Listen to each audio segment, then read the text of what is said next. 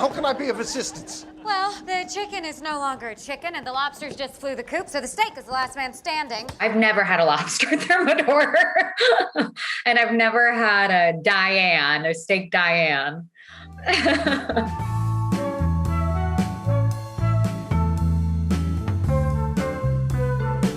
This is Matt Shakman. I'm the director and executive producer of WandaVision. Hello, I'm Elizabeth Olsen, and I play Wanda Maximoff. I am Tara DeMarco. I was the overall visual effects supervisor. My name is Mark Worthington. I'm the production designer. And this is Making a Scene. And on that farm he had a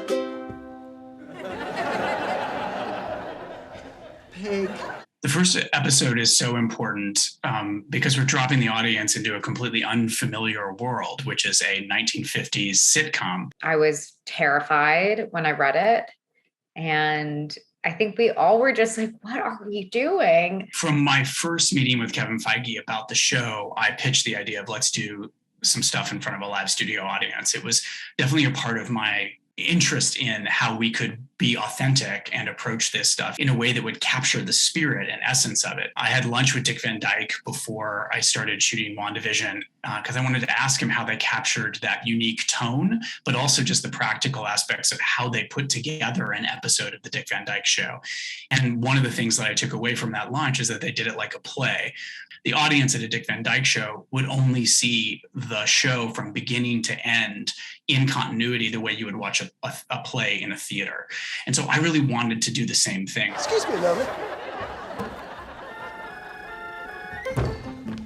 Oh no! When we got the script and read it, it wasn't explicit that it was going to be in front of a live studio audience. That was something that we all pushed for. The entire crew and all of the friends and family guests that came to the live audience screening dressed up. Because in the 50s, people would wear their Sunday best to a taping. And we wanted it to feel like a time capsule, that you were walking back in time. Myas, our costume designer, was like giving people like pins and hats and like scarves and like adding things. So we were all running around in dresses the whole day while we moved cameras and lights and entertained an audience and puppeteered things. But it was really fun. And I think that adrenaline that everyone felt really added to it. And I think, the actors felt that way too. We had bow ties on so many of our like crew men and women, and it was perfect. I hope you're hungry. Starved is more like it. My head is starting to feel woozy. As far as the environment, it meant that we were going to build a set, which was essentially very much like the sets that were built in the 50s for these sitcoms. So what was that? Well, it's open basically on the whole side where the cameras would be and the audience would be. So we did all that. We had to do period risers. We had period cameras. We had period lighting. And we had to sort of enter into the minds of the people who did it in the 1950s and sort of make that manifest in our own way. Those challenges come when you realize how wide does it need to be? What are the angles of the set? How do those affect camera angles? How do you get your cameras through so that Jess has the opportunity to get the cameras in the right place for the right coverage that looks accurate to the period? When we first started this, Mark and I talked about having one floor plan that would iterate throughout time. It was really important that we had something to hold on to. And anchoring that floor plan was going to be the television. This is a show about television. It's about Wanda's memories of watching television with her family. So it was going to be anchored by the television and the couch and the fireplace. And that no matter what era you were in, those elements would always be sort of in relationship to each other in the same consistent way. Couches are iconic in sitcoms. Seating, it's amazing how important they really are. We built that couch just so it was the precise size we needed. We were extremely careful about all that stuff and that the upholstery had the right texture to feel right, the piping and pillows, very important, interestingly. I might have a better idea. We wanted the visual effects to remind the viewer of what they could have done in the 50s and the 60s with puppeteers. So we looked at the techniques that they used in the era. We watched I Dream of Jeannie and Bewitched and Dick Van Dyke and all kinds of black and white shows to see where they did little tips and tricks with old optical printers, with actual film overlays. The special effects of Bewitched and I Dream of Jeannie are so wonderful. There's a charm to them. And I think if we tried to recreate that using modern approaches, you wouldn't quite get the messiness that made it unique to them. We had all sorts of elaborate wire work throughout, and we learned a tremendous amount of respect for the people that did Bewitched and I Dream of Jeannie, because this stuff is hard. It takes a lot of practice. It takes a lot of thinking. And in some ways, it's easier to just blow something up or do something in front of a green screen. But the special effects technicians who did this are truly extraordinary. The fun thing for me is that you get the joy and the wonder of doing the effect in front of the actors. And so they actually get to participate and laugh and have fun with what we're moving around the set. It often gets replaced with CG, but in this instance, we wanted to feel the hand of the puppeteer. So we kept some of the the more nuanced movements of the objects in the kitchen around. There's a lot of humor in it too, because you've got people crouched under the kitchen island, in the refrigerator, up, on the catwalk above, and Lizzie and Paul are running around this kitchen. And if you could put a camera from behind where they are, you would see all of these wonderful special effects technicians, just trying to stay out of their way, doing all of these effects. I loved having the practical effects. And in Marvel, you make it all up in your head usually. And so it's really fun to have these practical gags a part of the show. It was amazing to watch two of our many special effects guys sitting up top a platform at the top of where the stage ends, trying to puppeteer how exactly they can get a rag to look like it's washing a cup, as opposed to them just dancing side by side. They can blow anything up. They can make smoke last forever. They know how to do such dangerous things, and how complicated that action became to get one going like this and one going like this was just so funny to watch. We really had to do it with Elizabeth Olsen present, because she's got to gesture to it and see it move. And it's part of the performance and the comedy of her and Paul Bettany with the plate smash and all of that. So we actually had to get it on the day. And so she watched our struggles. She was incredibly gracious. Yes?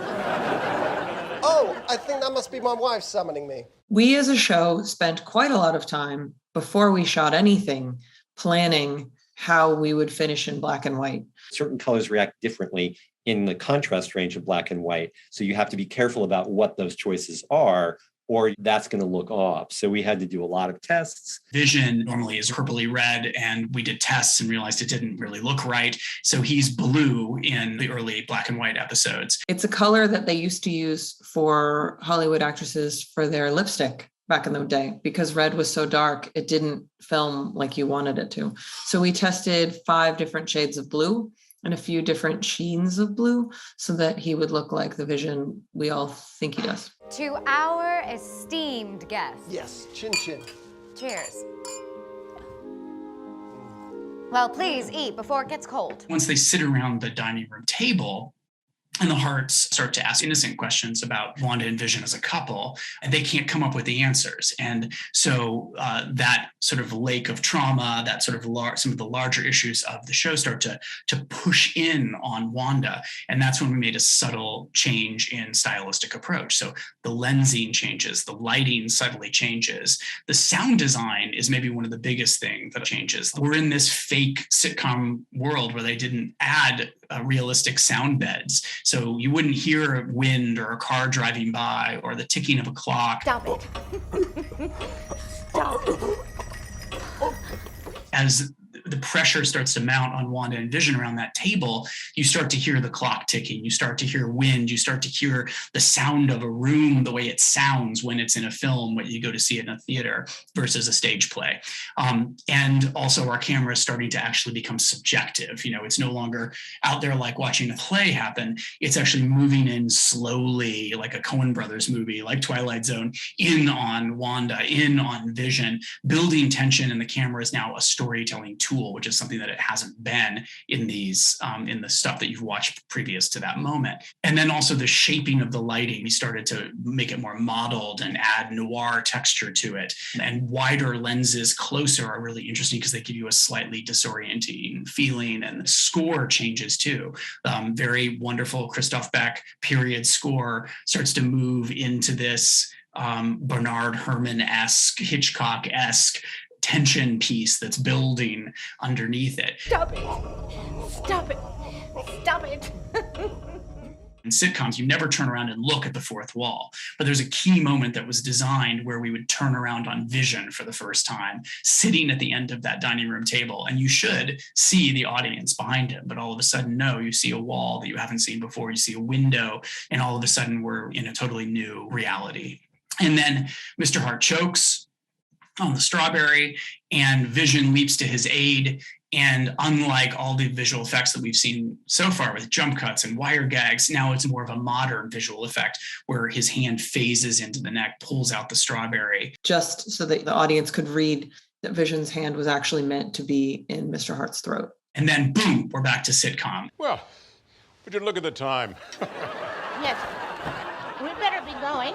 WandaVision really made me fall back in love with her in a new way. Wanda was creating this construct to create a world where she could have these family issues that seem so small and menial, and you can fix them. And then at the end of the day, everything's fine. But in her life, she couldn't see any way to fix the issues and the pain that she was having. WandaVision was the job of a lifetime. It was a huge challenge, and it did require everybody working really well together, collaboratively, cohesively for a long time. For us, it was so exciting to be surprised every day by what you were going to do. One day it might be a live taping of a 50s sitcom, and the next day it could be a witch's coven in the woods with, or a giant battle with visions in the sky the next day. It was such a constantly changing reality for us. There were a lot of moving pieces, and everyone worked really hard to try to pull it off. But it was also just, to be able to rise to those challenges and to be able to accomplish them, I think was really a great experience for all of us.